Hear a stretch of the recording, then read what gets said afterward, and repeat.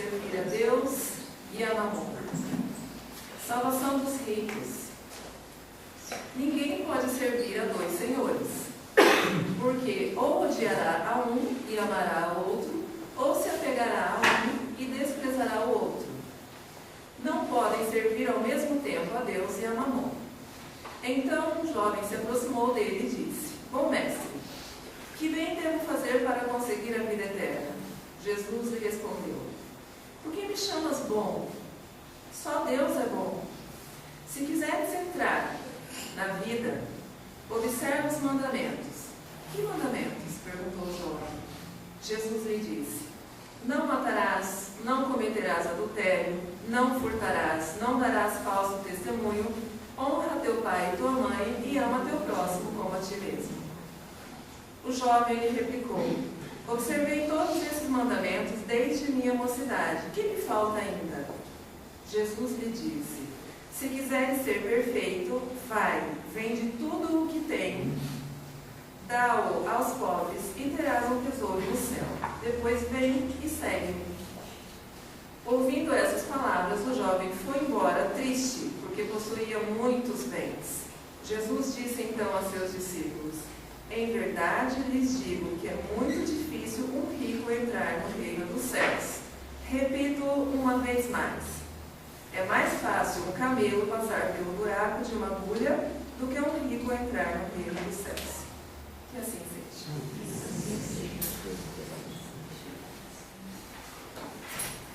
Dando continuidade, o Oswaldo vai fazer a parte 3, problemas atuais sobre Pedro Baldi, a casa de Roma, nosso amigo já conhecido de todos, acredito.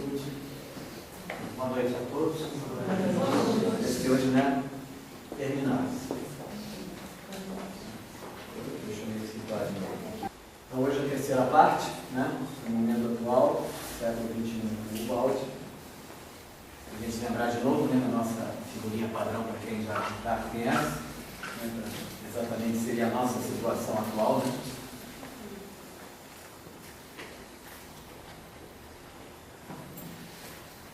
A gente vai trabalhar em cima do livro A Grande Síntese, né, cuja primeira edição foi em 1937. Então é interessante, a gente vai ver como, né, atual, essa que é a ideia, né, quão atual, né, é o livro aí do Baldi. Vou botar isso aqui de volta, então não enxerga. Tá? Então, Pedro Baldi, né, 1886 a 1972, ele é italiano de origem, né, e depois veio para o Brasil na década de 50. E aí terminou a obra dele aqui em 50. A gente nas outras duas apresentações falamos um pouquinho mais dele. Hoje a gente vai passar um pouquinho mais rápido, porque senão é capaz de não conseguirmos fechar. Então, além do livro dele, né? Perdão. Então, a gente vai ter também o curso, né, do Gilson Freire, que é uma compilação que ele fez exatamente em cima, né, do livro da Grande Síntese. Então, a gente se baseou basicamente nesses dois. Hoje a gente vai atacar o capítulo 94, fase hedonista, fase colaboracionista, a evolução da luta, concepção biológica do poder, o Estado e sua evolução, o Estado e suas funções, o chefe, essa do chefe é bem legal, eu vou gostar bastante, e a arte. Tá? Vou só tirar um pouquinho isso aqui. Começa a falar. Começa a esquentar. Esse é o problema, você sair aqui para fazer hoje.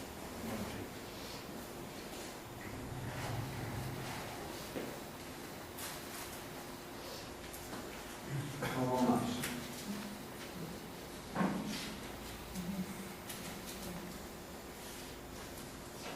Então ele começa comentando sobre o hedonismo. Acho que é muito importante, né? Isso que vai ser dito aqui agora, que vai justificar todo esse capítulo.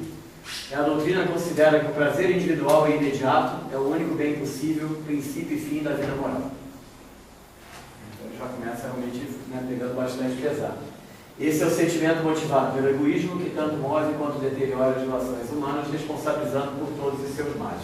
Então está bem dentro daquilo, né, que a gente sempre tem comentado, né, do egoísmo como força entre vários das, olhando assim, males da individualidade e da sociedade, também.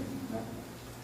Enquanto esse sentimento permanecer como base das nossas construções ideológicas, sociológicas e econômicas, nossas alegrias se converterão em dores, porque representam sempre um roubo da felicidade alheia, não permitido pela lei. Então, o egoísmo é aquele sentido de você, né, querer a sua felicidade em detrimento da felicidade do outro. Tá?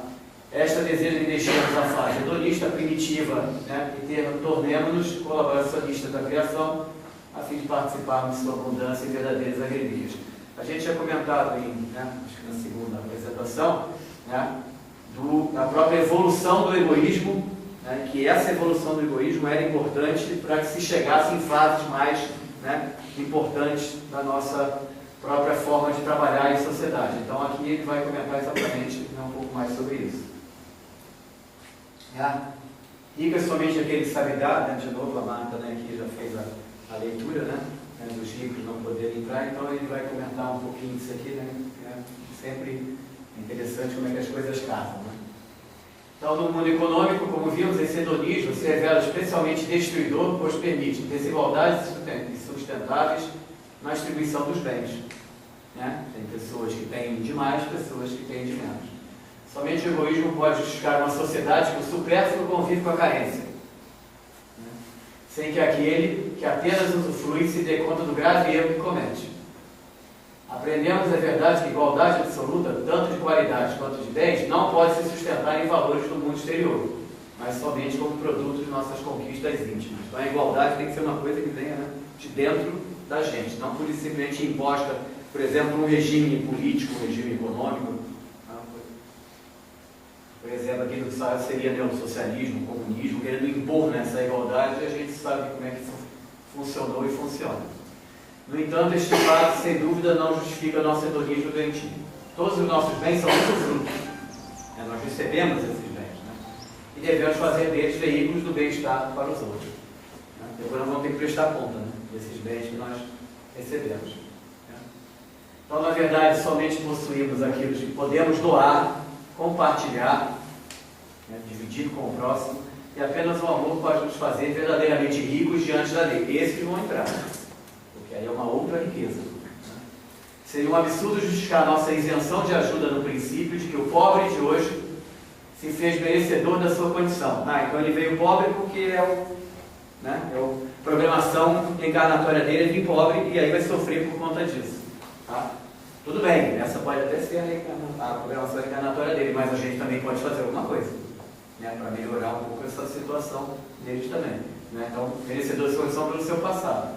Por conta disso, deixá-lo entregue às suas próprias penúrias. Nossa obrigação é semear riquezas, se quisermos colhê-las e usufruí-las. Mas sempre, né, dividir e participar.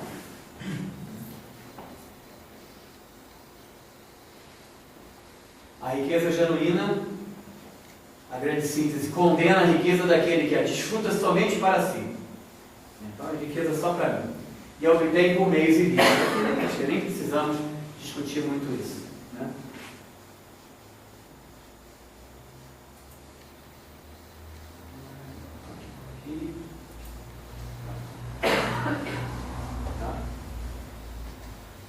Já a riqueza honesta, conquistada por esforço próprio, sem danos a ninguém, que produz, socorre, essa palavra é, né, talvez a mais importante, a riqueza que socorre, né, e que se equilibra na colaboração. É força produtiva e geradora de genuínos valores evolutivos que contribuem para o progresso coletivo. Essa riqueza é que é né, a perspectiva, é a desejada no sentido, né, de enriquecer, né, vamos chamar assim. Tá? Essa permitiria, né, a entrada. Então, toda missão será corrigida por carências proporcionais. Então, a repercussão desse egoísmo será sentida por forças ocultas que nos escapam, mas são inevitáveis. Aí vem, às vezes, né, riquezas que de repente o cara perde tudo, né, coisas desse tipo, e depois vai dizer, meu Deus do céu, não é meu Deus do céu, não. Né? O problema não está lá em cima, não. O problema está em você que fez por merecer isso. Né? Ela se manifesta em nosso destino na forma de dores. Dores seria, né, uma forma figurada dessa situação, na forma de perder essa riqueza, né, e ter que enfrentar toda uma situação dessa. Que quase sempre imputamos ao acaso. Né, aconteceu comigo, por que não aconteceu comigo, por que não aconteceu com o outro e tudo. Tá? Então não tem acaso nisso não. Tá? Tem em função do que você fez. Você pediu para que isso acontecesse. Tá? Tá? Esquecidos que este é o acaso, não tem lugar na criação. Tá? Então não é acaso não. Você, né, colheu o que você plantou. Ai daquele que em seu desmedido egoísmo usa o fruto inerte da riqueza, mesmo aquela conquistada no direito humano, e daquele que rouba. A lei de justiça lhes dará o fruto de suas obras, suas próprias obras. Isso aqui é legal. Isso aqui a gente já comentou num outro capítulo que ele, né, fala sobre isso também. Aqui seria, por exemplo, a riqueza que você ganhou por herança. Você recebeu uma herança, aquela riqueza. Tá? Então é um ponto bem polêmico que ele coloca. Né? Será que essa riqueza ganha no direito humano, no direito seu, você ganhou, né? Você recebeu uma herança, tá? Ele colocaria ela na mesma situação daquela que não foi obtida por esforço próprio. Tá?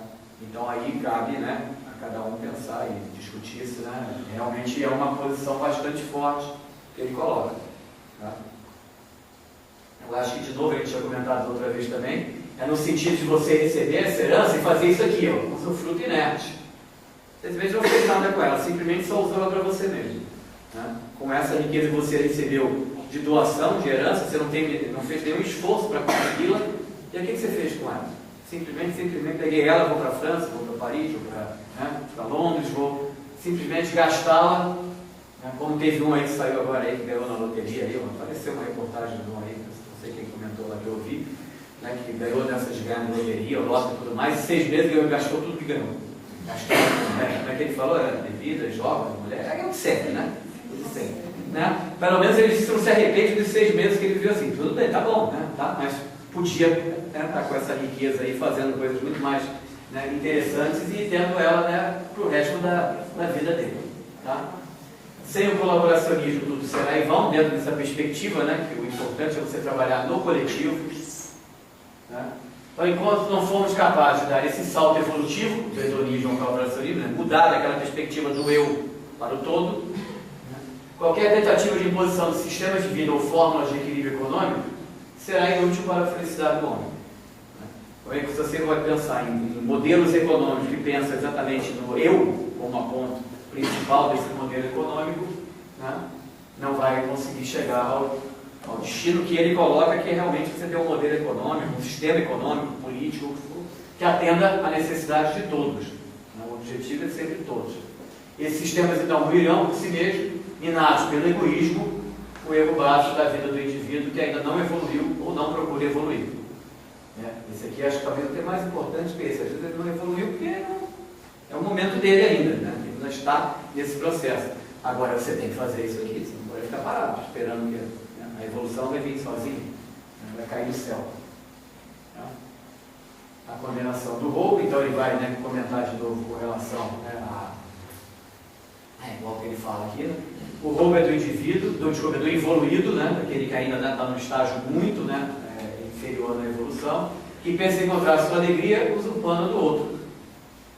Este é tolerado, opa, que história é essa? Este é tolerado? Não, começa uma palavra relativamente forte, mas pela lei. Não é tolerado pela lei, a lei maior, a lei da própria ação e reação e tudo, nos baixos níveis da evolução, lá quando você estava nos baixos níveis da evolução, que permitia, né, vou até botar no passado aqui, inclusive a morte do outro. Né? A humanidade passou por esse período, usurpando-lhe o mais sagrado patrimônio, que seria, né, sua própria vida, né, para o exercício da evolução. Naquela época, até se justificava quando você tinha que realmente, né, às vezes até vencer pela força e sobreviver pela força e tudo. Né? Tolerado. Não quer dizer que quem fez isso não vai passar pelas suas, né, punições, entre aspas, para usar uma palavra às vezes muito forte. Né? Vai ter que prestar conta, né? Mas é tolerado. No entanto, o roubo não se justifica nunca, mesmo quando se tira de quem roubou, ou mesmo para o sustento da própria existência. Erra não só quem rouba, mas também quem não sabe viver na simplicidade e inveja a riqueza do outro.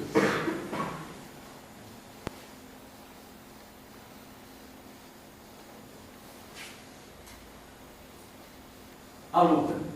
Então ele coloca, né, que evoluir é lutar permanentemente contra os impulsos primitivos que somos feitos. É luta constante, a princípio contra tudo e contra todos, voltando, né, aqueles períodos mais anteriores da nossa, né, evolução, e depois contra si mesmo, né, contra o nosso próprio eu interior, né. Então, o que a gente fala da própria reforma íntima seria muito disso aqui. Né. Essa luta se justifica por haver na vida duas forças de ações contrárias em permanente disputa de domínio. Então, como se dentro, né, dentro de todos nós, dentro até inclusive das sociedades, das coletividades, nós temos essa disputa. Uma nos atira para frente, são os impulsos positivos e construtivos. A outra nos atrasa, caracterizada por valores de negatividade e destruição. Como elas agem ciclicamente, a fase construtiva é sempre sucedida pela destrutiva, início de uma nova construção. Então você vai tendo ciclos de renovação interna da gente, da pessoa, do indivíduo, e também das sociedades passam por esse mesmo processo também. Tá? E assim sucessivamente. Portanto, na vida construímos valores e conseguimos conquistas, né, que são automaticamente demolidos, aí nos deixam vazios, que nos levam a novas realizações com uma constante progressão. É muito isso, às vezes tem um objetivo, tem uma meta, você consegue ela daquele, e agora? Né? O que eu quero fazer amanhã? Passei aí 20 anos, 30 anos, um cientista, por exemplo, 30 anos, 40 anos pesquisando uma vacina, um remédio, uma nova tecnologia, chega lá. E agora? Qual é o próximo passo? O que eu faço amanhã para acordar? Né? Então, você segue exatamente esse processo. Né? Essas duas forças contrárias representam duas poderosas vontades que agem na criação. Uma positiva, que conduz a Deus, que viria, né, do lado dele, e outra negativa, que tudo retém nos planos inferiores, afastando o Criador. É aquela que vai atrasando, né, o processo evolutivo de cada criatura. Né? A primeira faz evoluções inovadoras, atiça o ser na aquisição de novas conquistas, né, sempre querendo, né, uma nova conquista, sempre querendo uma nova meta, um novo objetivo. A segunda, conservadora, o estaciona na preservação do passado, assumindo o caráter destrutivo e minando as construções de nosso universo com inércia e degradação. Né? Estacionou no passado e ficou para trás. Né? Não está cumprindo tendo os nossos próprios papéis, que é sempre procurar crescer, procurar evoluir, procurar caminhar para frente. Né? Interessante, a paixão do eu, né? Motor da evolução, né? De novo a história do egoísmo aí. Né?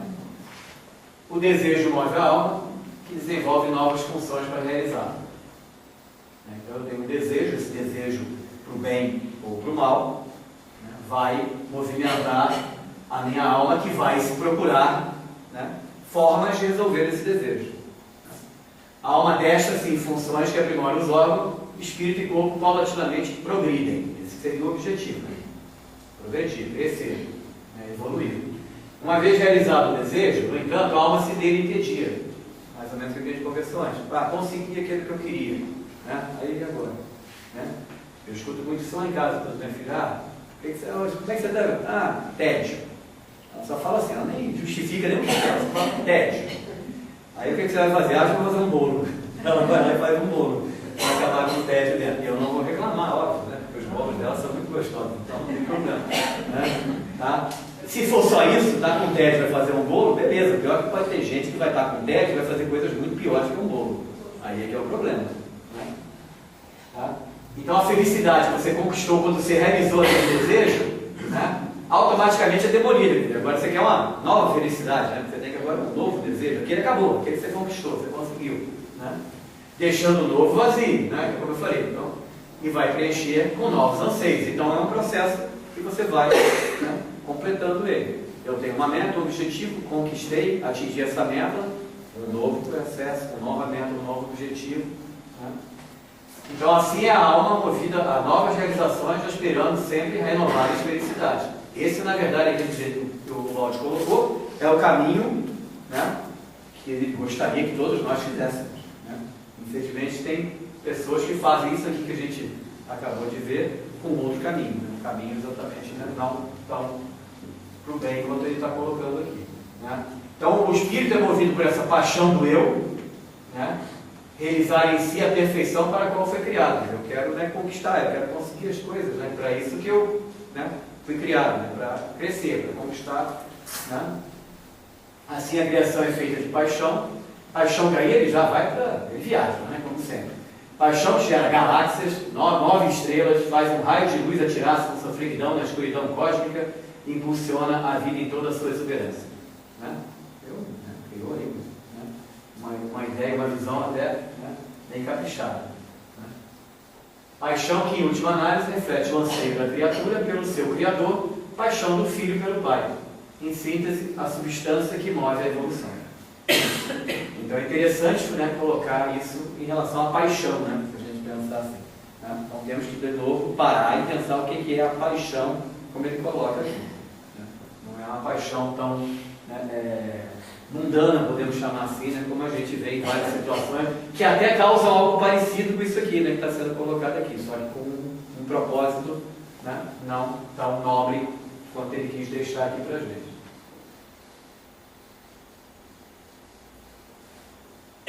Qual o objetivo dessa luta, então? Então, aquela paixão aciona o espírito para a luta evolutiva, a luta do regresso à alma do seio paterno. Né? Demoraemos, mas esse é o objetivo. Batalha que move o espírito em todos os seus caminhos. Né? Evoluir e regressar ao absoluto. Né? Estimulada pelos desejos, a alma é conduzida por forças poderosas, sem se dar conta de que, na verdade, está sendo conduzida e não simplesmente realizando seus intentos. Na verdade, estamos enganando ela. Né? O universo, né, conspira contra a gente mesmo. Né? Ele nos engana. A gente acha que está indo num caminho que é o que a gente quer, na verdade, o nosso caminho já está muito bonitinho, bem traçado lá para a gente seguir. Né? Os choques vão ser inevitáveis, porque você está lutando, né, para sobreviver. E sobreviver pode colocar num espectro bem amplo, né? E na competição de interesses, dentro dessa mesma ideia. Haverá vencedores e derrotados, inimigos e parceiros, mas estes apenas se alternarão no palco da vida, pois o inimigo jamais poderá ser aniquilado ou deixado para trás. Né? Então está bem aqui, né? O processo, né, da evolução está bem claro nisso aqui. Né? Nos choques eles se conhecerão e terminarão por se amar. Né? Voltar para resolver as pendências que nós temos para resolver. A luta que no início se faz no embate de corpos, depois evolui, refina-se, tornando-se cada vez mais amena até extinguir-se na verdadeira fraternidade.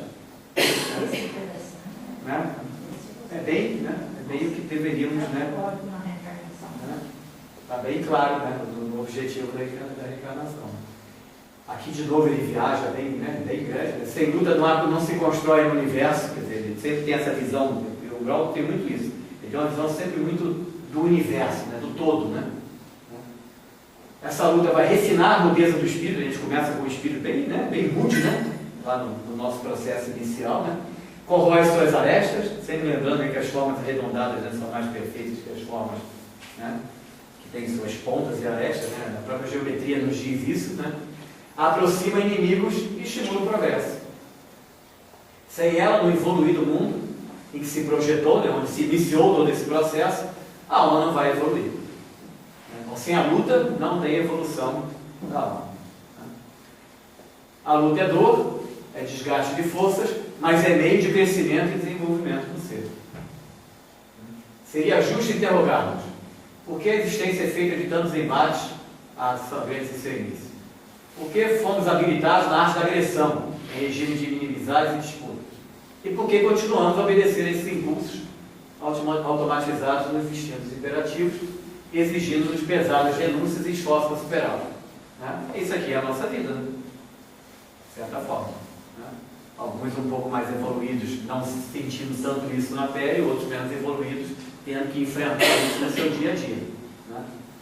Aí é que ele deixa, né, para frente, uma resposta mais para frente, tais interrogações justas na alma que sente a realidade da vida, quer dizer, aquela que está querendo descobrir essas respostas, são respondidas por Ubaldi, né? Aqui a gente é um autor que eu peguei, que era autor de 2002, em suas obras, principalmente Deus, o Universo e o Sistema. São exatamente duas das continuações da grande síntese. Então ali ele vai se focar um pouco mais na resposta, por exemplo, né, dessas perguntas deste aqui. Podemos deixá-las no ar e também nós podemos procurar essas respostas dentro de cada um de nós. Essa aqui, né? A partir que ele fala que o inimigo jamais poderá ser aniquilado e deixado para lá. Né? A gente tem vai ter que conviver com eles. Evoluir com os inimigos, e no final de tudo, né, não serão mais inimigos. A luta também evolui, como tudo na vida, né? Tornando-se cada vez mais refinada e menos dolorosa para o ser. Antes, né, músculos, garras, dentes, né? Hoje, nervos e inteligência, astúcia. Né? Amanhã, a titânica luta do espírito contra si mesmo. É aquela famosa, né, história de você buscar dentro de você mesmo, né, suas próprias lutas, né? E aí vencê-las no caminho aí da evolução. Né? A batalha ser vencida pela renúncia ao egoísmo, ele está sempre presente, né? Não tem jeito. E suas armas de defesa, porque o egoísmo não é pouco não, então são de arminhas, né? Para se defender quando a gente quer, né, derrubá-lo. Né?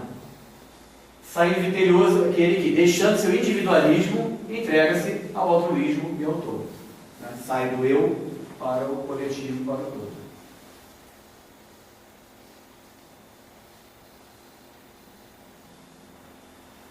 Se evoluirmos na luta, vai aparecer esse negócio aqui, né?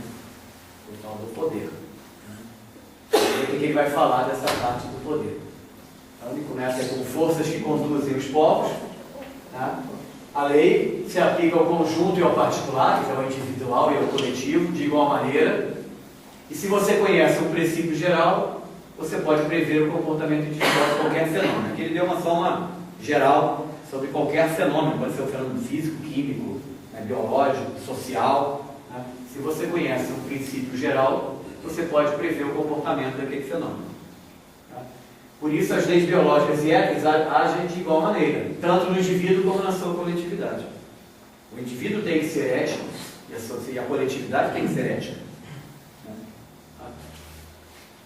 Assim como o destino individual é fruto de cálculo preciso de forças morais, o destino dos povos é também produto de semeaduras do passado, né? Então você vai colhendo o que você plantou no passado, de suas funções do organismo social. A gente já está começando a falar um pouco mais aqui de algo além do indivíduo. Então, ele vai falar muito de organismo aqui. Para ele, né, como se a sociedade fosse um organismo. Ele até compara com se fosse um organismo vivo. Né? Uma célula, por exemplo, um conjunto de células. E não deixa de ser. A sociedade é um organismo vivo. Né? Os povos criam compromissos, se endividam, adquirem habilidades, cumprem papéis, assim como o indivíduo. A gente tem compromisso, se endivida, tem habilidades, cumprimos nossos papéis. Né? Então as sociedades não vão ser diferentes disso. Sendo a história dominada por uma lei maior e os povos e civilizações não nascem e morrem meramente obra do acaso. De novo, nada é ao acaso. Inclusive povos e civilizações. Então aquelas que já floresceram, tiveram seu auge e hoje, né, foram extintas, estavam dentro da sua programação de ter que passar por esse processo. A humanidade como um todo é que lucrou, vou botar entre aspas esse lucrou, né, porque houve uma civilização que foi extinta, vamos chamar assim, né, mas a humanidade como um todo é que lucra. Isso é parte do processo da própria humanidade, dela crescer como humanidade. Então a história conduzindo os povos, ele fala muito, né, que esse lado, como eu falei, do lado do organismo, ele fala que a biologia, né, conduz não só o ser ao amadurecimento do espírito, né, nossa biologia, nossa fisiologia, ela é voltada, né, para isso, para o amadurecimento do espírito, para a nossa evolução, tanto física, né, quanto espiritual, mas também a coletividade funciona da mesma forma, ela também evolui como qualquer indivíduo evolui. Então as leis que aqui fomentam e gerenciam a formação e a condução do Estado são também biológicas e cumprem funções idênticas. Então o Estado vai funcionar como um organismo que, de certa forma, tem as regras, as leis, o funcionamento da sociedade. Vamos pensar assim. Ele tem uma missão biológica de amparar os espíritos, organizando-os em sociedades. Acho que isso aqui tinha muita gente que senta a cadeirinha lá para conduzir o Estado, devia, né, ler um pouquinho dessa parte aqui do balde aqui para aprender qual é o trabalho que ele tem que fazer lá.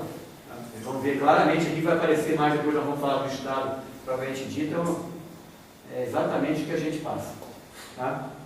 Então, como um organismo, ele se faz da reunião de suas células. Quem são as células do Estado? Né? As sociedades que ele, né, gerencia, vamos dizer assim. Né? Mas no conjunto não é apenas mera soma delas. É 2 mais 2 não é 4, né? 2 mais 2 é 5, 6, 8. E se não for bem gerenciado, 2 mais 2 vai ser meio, né, menos 2, né, uma coisa do tipo. Tá? A conta bancária dele só cresce. A nossa, como sociedade, ele só vai pro brejo. Tá? Então, porém, um ser coletivo à parte. Então, essa soma, na verdade, é uma soma que vai interagir, que vai muito mais do que simplesmente, né, 1 mais 1 mais 1 mais 1, né, dentro dessa perspectiva. Potencializado pelas individualidades das sociedades que o contêm. Cada sociedade que está gerenciada pelo Estado, como ele coloca aqui, vai somar mais do que simplesmente 1 mais 1 mais 1 mais 1. Elas vão interagir, inclusive, e vão poder gerar um resultado muito maior do que a mera soma. Assim como nós mesmos, né? Que não somos apenas reunião de células. Né? Se a gente fosse, ia ser bem diferente. Né? Só junto um bando de célulazinha, né?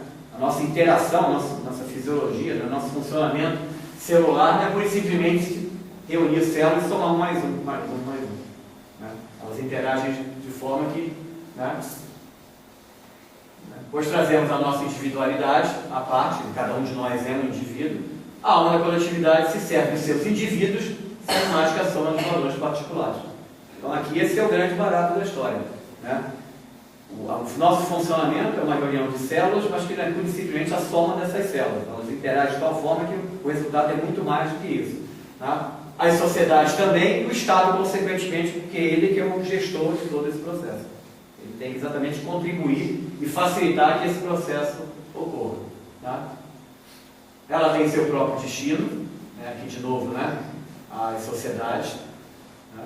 A alma da coletividade, né? Perdão para por aqui, na alma da coletividade se serve do indivíduo, não tinha falado. Né? Então ela tem o seu próprio destino, a coletividade, né? Pensando assim, cumpre suas funções, tudo tem, né? Objetivo, tudo tem, né? Razão de ser, semeia seu futuro em movimentos precisos ajustados pela lei.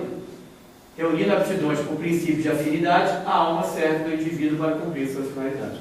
Então, na verdade, nossas finalidades são sermos parte atuante dessas sociedades, né, que serão parte atuante com a coordenação de um Estado, né, de povos, nações, civilizações e por aí vai. Tudo encadeado.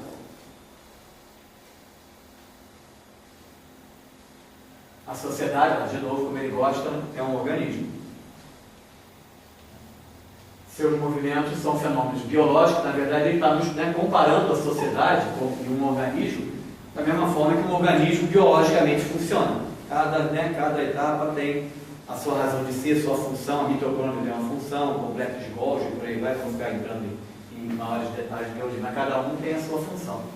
Fatos sociais são eventos previsíveis que atendem a lógica determinada pela lei que os dirige. Tudo é determinado, tudo tem uma razão de ser, de novo. Né? Não são eventos entregues ao acaso. As revoluções são mutações biológicas para a melhoria do organismo social. Né? Talvez o pessoal que gosta muito de usar essa palavra revolução, né, poderia ver essa definição, é muito legal. Né? São mutações biológicas para a melhoria do organismo social. E, de novo, essa comparação que ele faz, né, desse processo coletivo com um organismo vivo.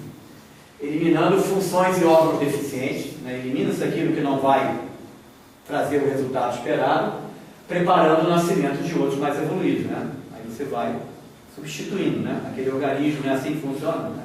O organismo, né, que está ficando velho, ele vai ser substituído por organismos mais novos que vão caminhando com o processo evolutivo. A natureza é um exemplo fácil da gente entender como ele trata, né, a sociedade, o poder, o Estado, como ele vai comentar aqui.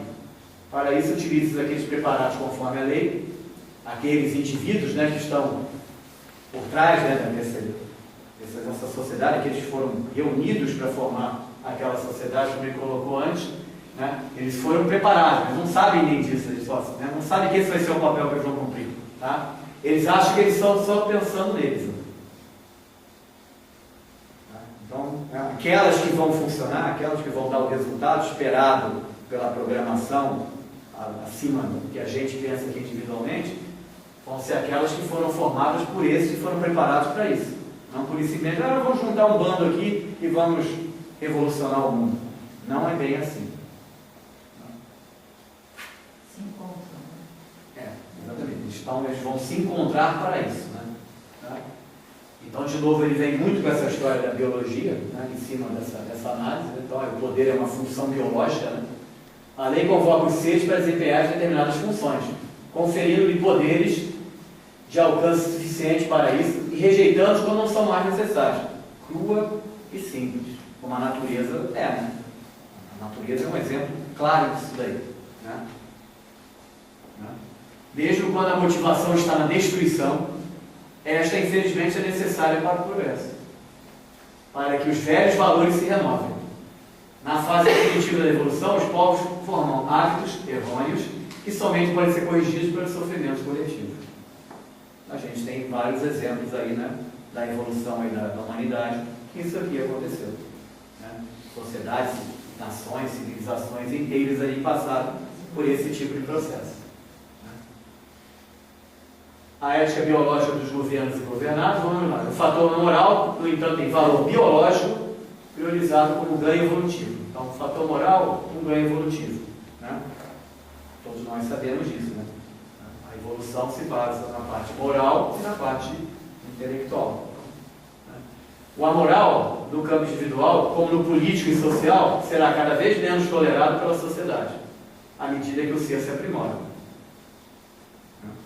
Estamos, né? Não deixamos de estar já caminhando assim. Né? Ainda existem muitos amorais, né, na sociedade, assim, até impostos, né, de comando, de gestão das sociedades, mas nós estamos, né, tolerando cada vez menos isso. De novo, os processos não são, né, de estalar os dedos, né, de demora. Esta era a ética das relações entre todos, o princípio do poder. Né, já de novo, uma vez transformada a ética pela evolução, o exercício do poder será submetido à imposição dos requisitos exigidos pela lei, honestidade e colaboracionismo. Este é o caminho. O poder vai ter que caminhar para um poder honesto e colaborativo. É assim que fala, acho que é colaborativo. Tá? Tem que trabalhar. Né? Em prol do todo, da sociedade. Assim, os bons e honestos serão escolhidos pela seleção natural e se difundirão na Terra. Aí podemos falar de transição planetária, outras coisas, mas, né, é o caminho, está vindo aí, não tem mais volta. Né? A lei domina os acontecimentos humanos, faz as revoluções, não somos nós que as fazemos, é a lei maior, né, do crescimento, né, do progresso que faz as revoluções, calcula as responsabilidades, aplica as dores e alegrias conforme o justo merecimento de indivíduos e coletividades. Perfeito, né? É exatamente o que a gente tem de experiência, só a gente vê a história e vamos ver como isso aqui tem acontecido. Assim, temos sempre os governos que merecemos. Ele não quer saber não, ele pega pesado mesmo. Eu falei isso, tipo... Isso é 1930 e poucos que ele está falando isso. Tá? E somente poderemos contar com dirigentes honestos quando, por sua vez, fizermos da honestidade um modo prioritário de viver. Não tem muito jeito também. Né? Como é que, né, uma sociedade desonesta vai cobrar que o governante é desonesto? Está tudo adequado? Do contrário, assistiremos aos escândalos e roubos que se sucederem entre aqueles que nos conduzem. Bom, não precisamos nem falar disso aqui, né? 1935 se transforma em 2016. Né? Ele fez esse livro na Itália, a gente muda de Itália para Brasília, né? Ou outras capitais aí por aí, e a coisa não está muito clara, não está muito diferente disso daí. Né? Vamos lá. Tá? O estado de sua evolução. Então, vamos ver agora como é que ele fala. Como vimos, as leis da evolução se aplicam tanto ao indivíduo quanto à coletividade. E o Estado. O Estado está representando a coletividade. Né? Ele é o gestor da coletividade, né? O Estado. Né? A história individual coletiva é, na verdade, uma condução de destinos impostos pela evolução. A história não foi, não é e não será escrita por nós. Ela é escrita por algo maior do que nós, né? Que é a evolução, e não se dá ao acaso. Está até, né, sendo, né, repetitivo a história pela casa. As forças semeadas pela vontade do povo são colocadas em movimento, necessitam de correções, tudo tem, né, tem que corrigir caminhos, né, trajetos, para que todo abuso ou toda falta sejam sanados, pois a lei quer a todo custo o equilíbrio. O equilíbrio é o ponto, né, também principal aí, de objetivo. Em todas as suas expressões, política, social, econômica, né, tecnológica, científica, né, moral, né, equilíbrio. Equilíbrio da vida. Desta forma, a história conduz cada povo segundo seus méritos e necessidades. Grandes dramas são semeados no destino de uma nação.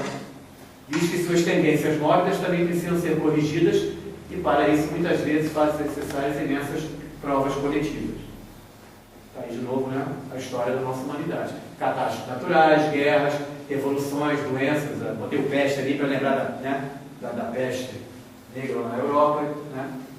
E exatamente por isso é possível prever com exatidão quais serão os destinos dos povos. Quem vai e quem não vai. Quem vai seguir com o seu processo evolutivo e quem não vai. Um comentário do Obama sobre falando dos tempos difíceis que nós vamos ter que passar. Não. Mas dele até eu espero um comentário desse. Ele comentou isso. Os tempos difíceis que nós estamos preparados. Eu acho que, né, aqui está um momento interessante para essa colocação que ele fez na época que ele fez. Era um momento complicado naquela época. Nós estávamos entre a Primeira e a Segunda Guerra Mundial, basicamente. Né? Ele escreveu de 35 a 37, né? 35, 36, 37, 38, foram 4 verões. E a Segunda Guerra veio praticamente logo após, né, aí, né, publicar o síntese. Então ele também estava vivendo, né, vivenciando um momento, né, de uma grande mudança e tudo. Eu acredito, a gente cai de novo na própria transição planetária, né? Vai passar por isso. Agora acho que é ponto pacífico. Muitas das nossas autoridades, vamos chamar assim, já estão, né, começando a ver dessa forma, né? Eu acho que e para ele é importante que uma pessoa com a posição que ele tem, né, o presidente da maior nação, né? Acredito que ele vai ser talvez inevitável isso. Não tem como fugir. E cabe a cada um se preparar, cada indivíduo, cada sociedade, cada coletividade, cada Estado, que é o gestor desse processo todo. Mas pelo que ele fala, é uma coisa assim. Eu entendi a Terceira Guerra. Eu não sei, eu acredito que. Aí sim, aí vai fazer uma limpeza que não vai ter mais jeito. Mas ele falou também, quando a visita dele agora no Japão. No Japão, né? Ele falou sobre o colaboracionismo. Não tem como fugir dessa proposta. Né? Eu acho que talvez não na Terceira Guerra, porque a gente sabe qual vai ser a Terceira Guerra. Ela vai ser nuclear. Não tem muito como fugir disso. Né? Exatamente. Os fabricantes de armas, eles estão se contentando que você fique fazendo guerra localizada, porque eles vão vendendo, né? Conseguindo manter, né, o seu fluxo de caixa funcionando, vamos dizer assim, tudo. Tá? Eu gosto muito de uma piada, entre aspas, né, em tudo que diz, que a gente pode não saber, né, como vai ser realmente a Terceira Guerra Mundial, mas nós sabemos como vai ser a Quarta Guerra Mundial. Paus e pedras. Porque eu ainda digo mais, eu acho que vai ser no braço mesmo, mas nem pau e pedras vai ter não, cara. Né? Se a gente ainda tiver lá para guerrear, senão só vai ter barata. Então, o que vai sobrar é barata, formigos, insetos. Isso, né? Mas, vindo de um Obama, vindo talvez, vamos dizer, de uma Alemanha, né, de países que estão, né, nessa digo assim, vanguarda, mas estão, de certa forma, comandando o nosso processo atual, né? Estados que estão, né, nesse processo de comando, é importante que eles pensem dessa forma, que a coisa, né, não pode descabar. Né? Ou seja, um alerta. Exatamente, ensina, né, que fique como um alerta, né? Está bem aqui, né? Ela se faz individualmente, coletivo. Não adianta a gente ficar tentando aqui nós individualmente não evoluirmos se o coletivo não anda junto. Né? A gente, de certa forma, está resolvendo o nosso lado. Não, eu estou fazendo o meu trabalho, estou evoluindo, mas nós vivemos na coletividade. A coletividade tem que caminhar junto também. Né? Então, o Estado evolui em obediência às necessidades e progresso do indivíduo. Ele tem que atender às necessidades individuais, né? Na forma de uma coletividade, mas são necessidades individuais. A coletividade representa essas necessidades individuais. E em cada época, desenvolve funções necessárias ao seu amadurecimento. Então, acho que está bem aí, né? Agora estamos numa época onde, que funções são essas ao nosso amadurecimento hoje? Diferente do que era na época do Walsh mesmo, em 30 e poucos, na época de Kardec, em 860, isso eram necessidades diferentes. Né? Cada servo e cada povo, como nos diz a síntese, desenvolve aptidões necessárias ao progresso da humanidade, naquele século e aquele povo. Né? De forma que todos os esforços são devidamente orientados pela evolução. Esse aqui acho que é o foco principal. Né? Se os maias depois se extinguiram, os astecas e tudo, eles fizeram o que eles tinham que fazer dentro dessa perspectiva daquela época. Só que o caminho deles ia ser até ali, interrompido daquela forma. Né? Outros continuaram, outros estão, né, até aí. Né? Tanto que ele vai comentar agora aqui. Né? Dirigentes e dirigidos são todos conduzidos sem se darem conta do fato. É a programação da evolução que está dirigindo esse progresso.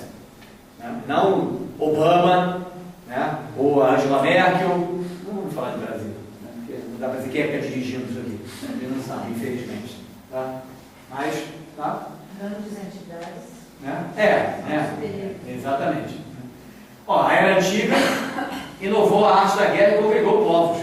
A guerra foi importante. Infelizmente, a gente tem que dizer isso. A guerra teve seu papel lá na época que ela tinha o seu papel. Se pensar hoje em dia, não tem mais sentido. Né? Uma terceira guerra mundial não tem o menor sentido hoje em dia. É um desperdício da própria humanidade. A Idade Média formou a consciência do bem e do mal, tivemos inquisições, né? Por aí vai. O período moderno desenvolveu tecnologia e ciência para libertar o homem do serviço muscular, né? Não é do serviço militar obrigatório para nós, né? Mas do serviço muscular, quando eu vi a primeira vez, eu vi serviço militar. Quando eu estava lendo, eu falei, não tem nada de militares aqui não, serviço militar. Né? Com essa história, né, de... Né? Libertou o homem, falei, oh, que bom, não tem mais serviço militar para garotada. Encurtar distâncias, né? A tecnologia, a ciência nos trouxe isso, né? Ou fisicamente falando, o avião, trens, ou virtualmente falando, né? A internet, por exemplo. Né? E aí, isso aqui é meu, esse finalzinho aqui, encurtar a distância e levar a informação aos 4 anos do planeta, foi eu que dei uma pinceladinha ali, né? Para tentar até trazer para hoje, né? Tá? Que isso aqui para mim é muito importante hoje em dia. A informação, né, caminhar do jeito que ela caminha. Boa ou ruim. Infelizmente, né, a ruim também caminha da mesma forma. Mas acho que a boa está ganhando o processo. Né? O próximo século, lembrando que é o balde de 1935, então é nós agora, né? Aí cai de novo transição planetária, toda essa história, né, na mudança do status do planeta Terra, despertar o espírito adormecido em cada ser e dar as asas da liberdade. Isso está na própria proposta da transição planetária. Né? Só que nem todos vão conseguir isso aqui. Né? Não estão todos liberados para isso. Quem não tiver, vai continuar o seu caminho, né? Lá no planeta Chupão, sei lá o nome, né, que a gente pode dar para o distinto lá. No dia 20 a gente volta a conversar sobre a transição planetária. Eu já estou até com saudade dela. Mas gostei muito da gente ter pego essa parte do Pedro, muito legal. Né? Então, atualmente, indivíduo e Estado são inimigos, a gente entende aqui inimigos, não é com toda, encher a boca para dizer inimigos, mas, né, daí todos os conflitos trabalhistas que a gente vê muito aí, né, que vieram a justificar o comunismo, não o comunismo e o socialismo em si, como filosofia até e tudo, mas como muitos deles foram aplicados, né, a base da pancadaria, vamos chamar assim. Pois se cada um deseja dar o menos e aurir o máximo do outro, né, claro, né, cada um quer sugar o seu. Né? Tanto o indivíduo quanto o Estado. Ninguém é bobo aqui não. Né? Chegará, porém, um momento que ambos viverão com colaboracionismo, com perfeita integração de funções e propósitos. A formação do Estado é fruto da obediência ao princípio das unidades coletivas, pois a criação é organismo e assim deve funcionar, em todos os seus níveis. De novo, ele volta sempre com essa comparação com o organismo vivo. Né? Eu acho muito legal essa forma que ele coloca, porque ajuda a gente a pegar a ideia do que ele quer colocar. Uma célula não consegue funcionar se ela não tiver coletividade de todos os seus mecanismos internos ali, ela não vai funcionar. Aí uma reunião de células, estamos entrando em coletividade, né? Até chegar na coletividade maior, no nosso caso, somos nós. Uma reunião de células, se cada um fizer o seu papel direitinho, a gente não funciona. Nos primórdios, a unidade coletiva era fruto de uma organização de evoluídos e quem mandava era a força. Né? O mais forte converge a coletividade em torno de si, né? Botou o tacacão na mão lá, né? Bateu nos 5 ou 6, pronto, era o dono do pedaço. Tinha lá a tribo dele lá, vamos dizer assim, naquela época lá, né? O conjunto, né? Daquela pequena sociedadezinha que era ele que mandava. Igual os animais fazem, né? É o mais forte que faz a sua dança lá, ou a sua disputa até física, para ter, né, o privilégio de ter aquele conjunto de fêmeas, por exemplo, né, para procriar. Temos muitos animais que funcionam desse jeito. Né? E assim não era muito diferente do ser humano, não, né? Lá nos primórdios, como ele coloca aqui. O mais forte converge a coletividade em cima de si, motivado pelo hedonismo. Né? De novo, voltando nessa história. E vaidade. Eu sou o maior, o todo-poderoso, o mais forte. Né? Quem quiser ficar nesta nossa congregação aqui, na nossa, né, coletividade que ele tinha, vai ter que fazer o que eu quero. Os primeiros chefes são os que vencem no regime de agressões, como ainda acontece no baixo mundo animal e humano. Né? Você bota aqui no baixo mundo humano, o tráfico, né, as máfias, onde o chefe é o que manda, e manda matar até o segundo encontro, porque ele não gostava do que o cara fez. Não tem essa história. Né? Onde biologicamente mais dotado se faz vida e organiza a unidade coletiva ao seu redor. À medida que a evolução refina moralmente o espírito, leva também a coletividade ao amadurecimento de sua ética. Bem dentro do que a gente tem conversado aqui. Né? Esse aqui eu deixei esse meio mais fraquinho, porque ele vai falar exatamente sobre essa evolução, de como esse processo aqui se torna democrático, o chefe livremente eleito, só que eu preferi fazer uma outra um pouquinho diferente. Até porque eu tinha que organizar aqui melhor. Então, eu trouxe dessa forma, resumo do século XX e XXI. O que está escrito lá, a gente vai ver agora, como se fossem pequenos itens, parece que nós estamos falando de agora, né, hoje, semana passada. Então, eu preferi fazer assim. O Estado se torna democrático e o chefe é livremente eleito pela vontade da maioria. É assim, né, século XX e XXI. Né? O homem ainda não aprendeu a viver sem abuso e sem repetir velhos erros. Né? Então, por conta disso aqui, não adiantou nada isso. Porque às vezes o que é eleito livremente pela vontade da maioria não vai deixar de praticar seus abusozinhos, né, e repetir os velhos erros. Né? De novo, né, não precisamos nem usar o nosso exemplo. Aí o povo passa a ser explorado por interesses particulares do seu chefe, né? Ele coloca chefe, mas eu dei um adendo, governos e políticos, que são, na verdade, os chefes, né, de pensar no Estado. A vontade da maioria, então, é sobrepujada pelo desejo dos que detêm o poder, e esse poder agora não é mais na força, agora é econômico e intelectual. E vence quem é mais forte, não de novo porque tem um tacape maior lá, é porque é mais astuto ou tem mais riqueza para, né, organizar, né, a panela dele lá para mandar. O estado de revolta do organismo coletivo, então gera um estado de revolta, né, que por reação natural rejeita o chefe. Aí as revoluções, o comunismo, a revolução socialista e outras revoluções, né, que a gente tem em vários aspectos. A força coletiva então investe contra a ordem estabelecida, aquela ordem que, né, aquele governo está predominando naquele momento. Ao assumir o poder, muitas vezes por revoluções, mais sangrentas, menos sangrentas, mas, né, na forma de revoluções, comete os mesmos erros fundamentais. Abuso de poder no exercício do interesse individual acima do coletivo. Não muda nada, só troca, né, o que vem depois do P, né, que é partido, aí alguma coisa.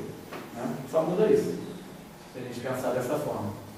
Dominantes e dominados se alternam no governo. Fica uma brincadeira de que agora sou eu que mando, porque agora eu tomei o poder, depois você, agora você vai ser dominado por mim. Aí até a próxima revolução, que novamente as coisas vão acontecendo. Tá? Então nada diferente, né, de 2016. E a solução? Que caminho a seguir? A evolução. Convocando todos os atores do Estado à prática do amor e pela lição da dor, que restabelecerá o equilíbrio necessário e a felicidade de todos. Gente, não muda, né, a proposta. Aí ele fala aqui no item de biosociologia, né? O Estado então se equilibrará em funções biologicamente amadurecidas, e sempre ele fazendo essa comparação, né, com o funcionamento biológico de um organismo, né? Se estruturará em um organismo de forças sociais e coletivas produtivas, que existirá para o sustento e desenvolvimento das células humanas. Ele fez uma bela comparação, né, com um organismo vivo, que só passa a sobreviver, né, no processo evolutivo quando ele está devidamente bem organizado em cada célula constituinte dele, sabe o que vai fazer.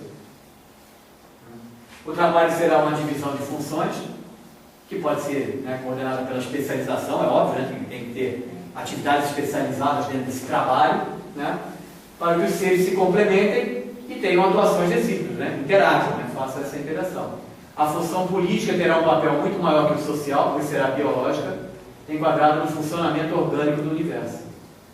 De novo, ele vai para o universo. A evolução da ética moralizará o tanto o ser quanto o Estado, com muita colaboração. Estamos esperando isso fortemente.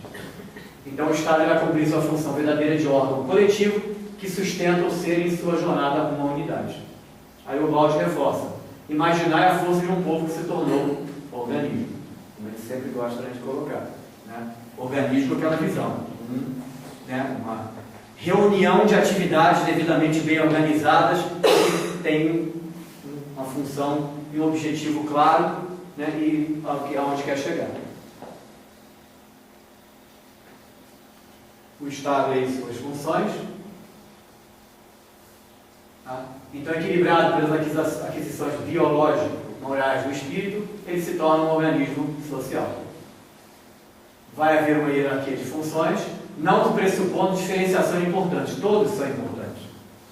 Em qualquer nível de função do Estado, todos têm a sua devida importância. Mesmo valor terá quem dirige e quem executa as tarefas mais simples, porém necessárias, senão não funciona. O Estado priorizará sua função básica de educar e proteger o indivíduo e priorizará o coletivo, fazendo por ele o que faria por si mesmo. Colaboração mútua, eis a única via capaz de levar a organização humana à perfeição e à felicidade, pois esse é o roteiro estabelecido pela lei. Organização humana. Organismo, como ele sempre gosta de usar, é o organismo vivo aí. Tá? Aí aqui, né, falando um pouco mais de novo desse estado orgânico, né, que ele comentou, né, será produto do colaboracionismo, o coletivo e o indivíduo darão braços em mútuo auxílio, eliminando desgastes e dores daquelas rivalidades primitivas que a gente vem carregando, né, ao longo aí do processo, né, evolutivo. A hierarquia será de funções e não de cargos, né, poderes, de funções, né, sendo todos igualmente importantes e indispensáveis. Tá? Divina será a ordem e não a vontade dos poderosos. Elementos amor evangélico eliminará as rivalidades e a hipertrofia egoística, de novo, né, do eu individualista, e nivelará o altruísmo. O trabalho terá função social, interesse de todos, né, somente depois do desenvolvimento das aptidões individuais. Não que elas não vão fazer parte. Engenheiros, médicos, advogados, né, biólogos, né, pedreiros, todos vão ter as suas devidas importâncias, vão ter que desenvolver as suas aptidões. De novo, naquela história, ninguém é para ficar paradinho esperando, né, que a vida vai se resolver por ela só. Todos, absolutamente todos, serão parte integral deste Estado, que não deixará ninguém desamparado. Enquanto houver um só homem que não se sinta parte dele, este é uma ameaça de dissídio e desordem. Todos têm que fazer parte desse Estado. Todos têm que se sentir como parte importante do funcionamento desse Estado. Patrão e empregado, capital e trabalho, né? Associação de interesses. Lutas de classe não terão sentido, porque não tem mais opressor e oprimido. Não será possível a exploração do outro sem prejuízo a si mesmo, porque você vai estar prejudicando aquele Estado coletivo.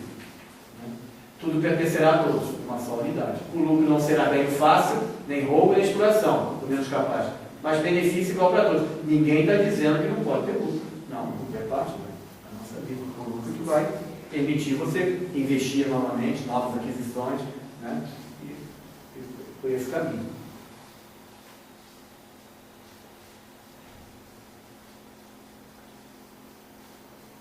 Sem ganhadores, pois não teremos vendedores. Sem explorados, porque não existirão exploradores.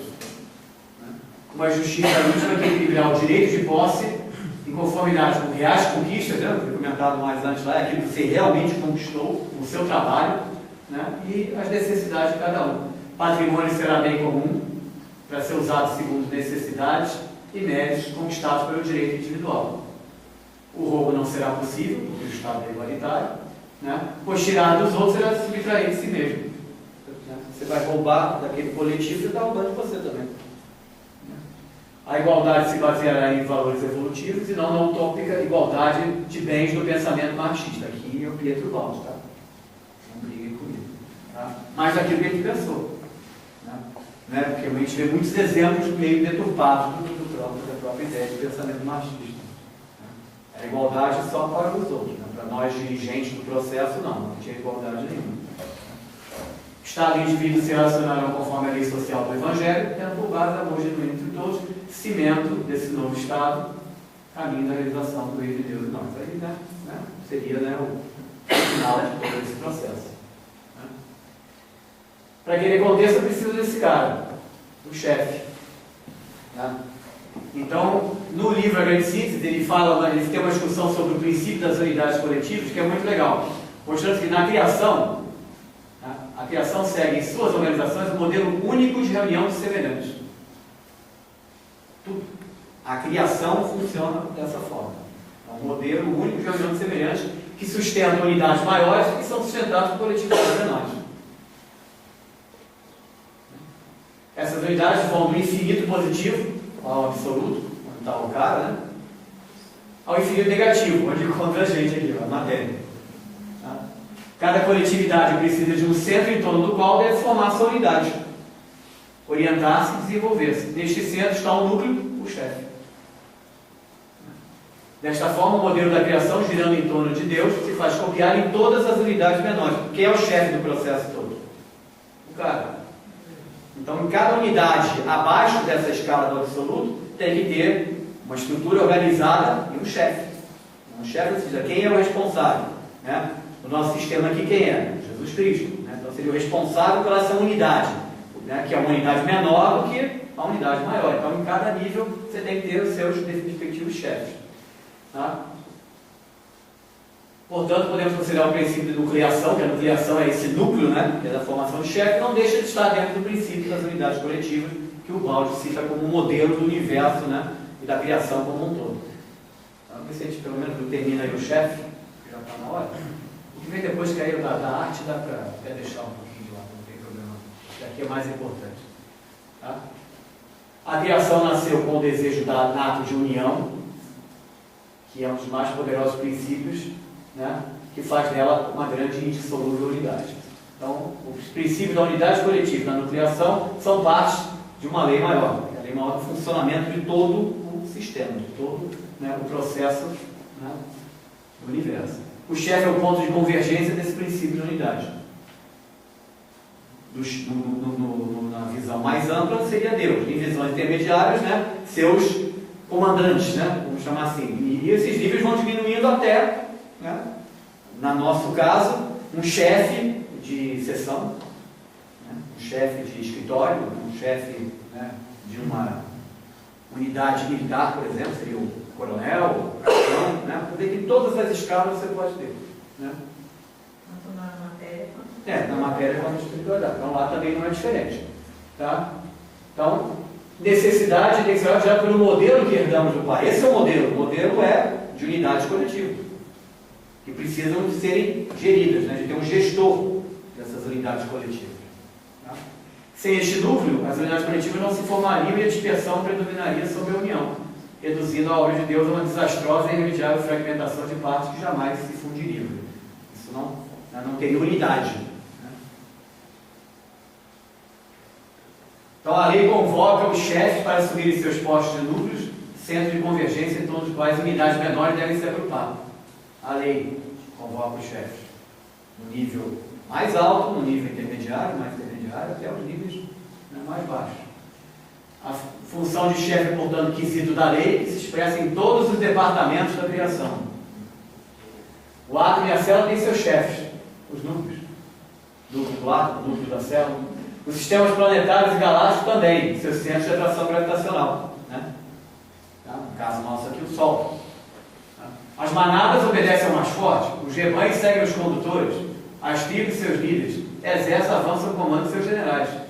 E os súditos sustentam reis, porque necessitam deles, né? Líderes, generais, né? Reis, para fazerem, se sentirem parte, né? De uma unidade. Aí o problema é que generais, reis, líderes, aí começam a se aproveitar disso. Esse que é o problema. Tá? Então o chefe é o centro da unidade, né? Que eu repeti, que é para ficar mais organizadinho. Todas essas organizações, sem eu saber, apenas copiam o modelo divino da criação. Só estamos fazendo o que, né? A criação colocou como padrão dela. Elegendo e seguindo seus chefes, cumpre o propósito da lei, segundo suas necessidades organizacionais. Desde a célulazinha até organismos, né? Muito mais complexos. Sem eles a vida não se organiza, os povos não se estruturariam em unidade de propósito. O povo passa a não ter um propósito, ele não tem um gestor da sua ação. Os grandes rebanhos não se formariam, as nações não existiriam, e o ser evoluiria de modo disperso, comprometendo seus valores, que não seriam produtivamente barganhados.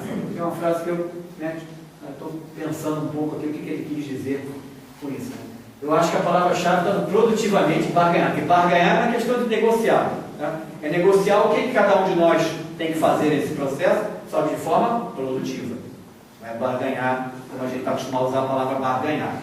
Né? Infelizmente, temos um sentido muito ruim para essa palavra barganhar. Barganhar é negociar. Esse aqui é o verdadeiro significado do que é barganhar, negociar. Então, eles são condutores do progresso. Né? Então, além de obedecer aquele princípio da nucleação, né, que eles são o gestor dos núcleos, também cumprem a missão de conduzir as unidades, atendendo aos propósitos orientados pela lei, mesmo quando pensam seguir seus próprios interesses. Só pensam. Então, talvez mesmo esses políticos ou governantes, que a gente poderia classificá-los de corruptos, né, e desonestos e tudo mais, de certa forma, também estão seguindo princípios que eles mesmos não sabem. Nem que sejam para que sejam depois derrubados, né, julgados, presos, e que abram as portas para que a gente, com aquilo, aprendeu e faça um modelo melhor. Fizeram o seu papel.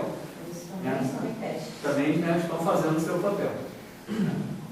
A missão deles é difundir o conjunto e a unidade de propósito, né? Parece papo de engenharia de produção, né?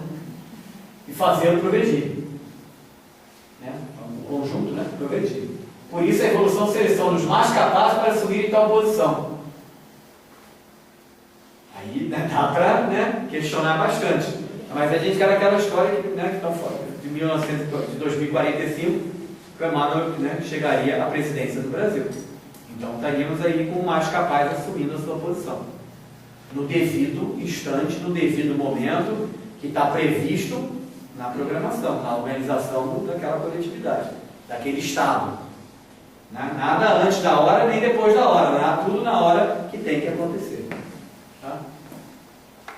Então os mais evoluídos, os mais evoluídos sempre devem, por força da lei, se voltar para os que demoram na retaguarda, a fim de abraçá-los e levá-los às conquistas já efetivadas. Esse aqui é o outro grande barato. É ser líder, né? É ser chefe. A gente usa isso no dia a dia das organizações nossas aqui, né? A diferença do líder e do chefe.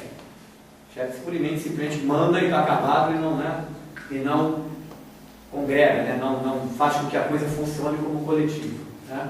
Então os chefes são instrumentos da lei, que são por ela eleitos, e não apenas mero resultado das disputas e vaidades humanas.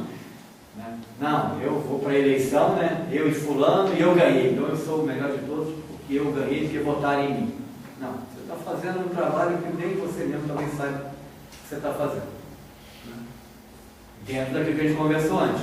Eu posso até ser o pior chefe, o pior cara que vocês votarem e tudo mais, mas eu vou ter um papel a cumprir. Nem que seja para abrir portas para que outros venham e façam coisas melhores. Né? Para você abrir essas portas. Né? A história, é muito legal que ele vai comentar sobre isso. Executores da agenda da vida. A história muitas vezes provoca déspotas humanos desorientados para conduzirem seus dirigidos para propósitos destrutivos e nefastos. Hitler, um exemplo bem característico aí. Né? Já vimos que construção e destruição se alternam na linha do progresso, pois o velho deve ser desfeito para dar lugar ao novo. Assim, a destruição faz parte dos propósitos da evolução, visando sempre ao progressivo crescimento e melhoria de seus elementos. A parede não está boa, o que você tem que fazer?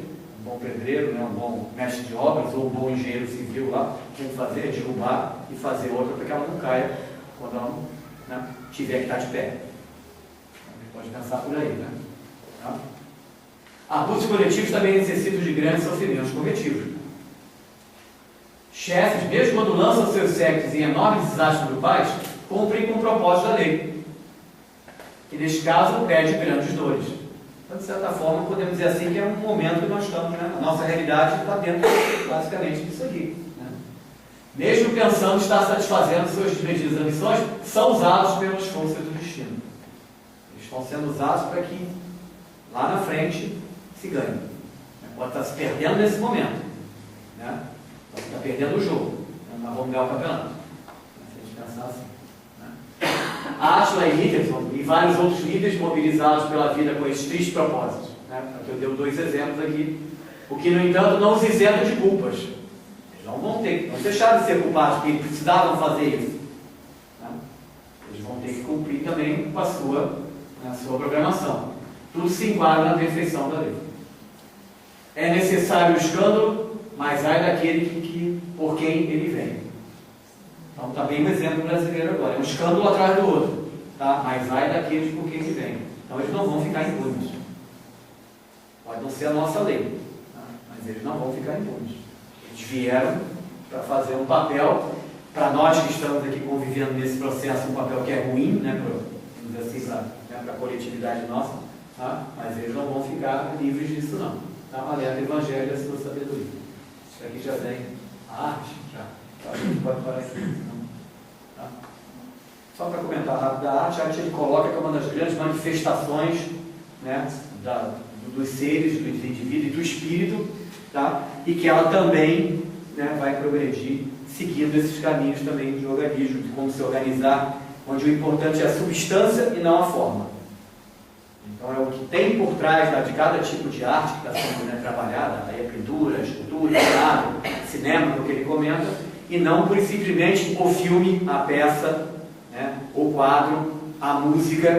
Né? Ele reclama lá da música, lá muito barulhenta da época dele, né? Ele morreu em 72, então ele estava pegando ali o início do velho bom rock and roll, né? Que obviamente tinha suas distorções lá um tanto quanto barulhentas demais, um tanto quanto, né, meio, né, até com motivações na música, até um pouco, né, fora de um contexto de progredir, de crescer. Tá? Mas aí é isso que ele comenta e tudo, e depois eu posso, né, passar para... Eu vou gerar um PDF também disso aqui bonitinho, a gente coloca na página, que o pessoal pode dar uma olhada também. Mas a arte ele também coloca como um desses processos, né, dessa organização toda, como a gente viu aqui, que o Estado tem que ter, né? Podemos finalizar dessa forma. O Estado precisa, né, crescer como um todo. E a arte é um dos mecanismos, que é uma manifestação da alma, né? Uma manifestação, né, do espírito, né? E ela também precisa seguir esse mesmo caminho. Tá? E eu também coloquei alguma coisa do esporte, que o esporte seria uma alternativa às guerras, às disputas, às batalhas, né, da força, né? Tá? Você tem esportes até extremamente violentos, né, onde, né, a violência, né, até predomina de certa forma. Seria uma válvula de escape para esse nosso lado íntimo que a gente tem, né, das guerras, das batalhas, das lutas, e o esporte faria esse papel. Né? Eu concordo com ele plenamente nisso, dessa história, mas o esporte também traz muitas coisas importantes para a gente também. Disciplina, né? O esporte como saúde, não o esporte competitivo que eu tenho que ganhar, mas o esporte como esporte em si, né, é saúde para o nosso corpo. E também, de certa forma, para o espírito também, porque tudo caminha junto. Né? Então foi esse o comentário dessa parte da arte e do esporte. Nós devemos pegar toda essa lição de um livro desse tamanho e não falar que é só do Estado, só do governo. Nós temos que pegar essa lição e jogar para dentro do nosso trabalho, da nossa casa, aqui dentro. Como ele colocou, né? Você tem, né, vários organismos. Né? A sua casa é um organismo, você é um organismo. Né? Quando você olha para dentro de você mesmo disso aí, como é que eu estou conduzindo, né, as minhas atividades? Como é que eu estou vendo? Quem é o chefe? Quem é o chefe de cada um de nós aqui? Né? Como esse chefe está se comportando com a coletividade, né? Que é você, né? Que é o resto de você, né? Como é que o chefe está fazendo o seu trabalho? Recebi no WhatsApp, não passe pela rua tal, que se você passar vai ter blitz lá, um monte de gente repassando. Poxa, se a gente andar direitinho, pode passar pela blitz, não tem problema nenhum. Né? Agora fica um avisando o outro, para não passar em tal local, porque vai ter uma blitz ali.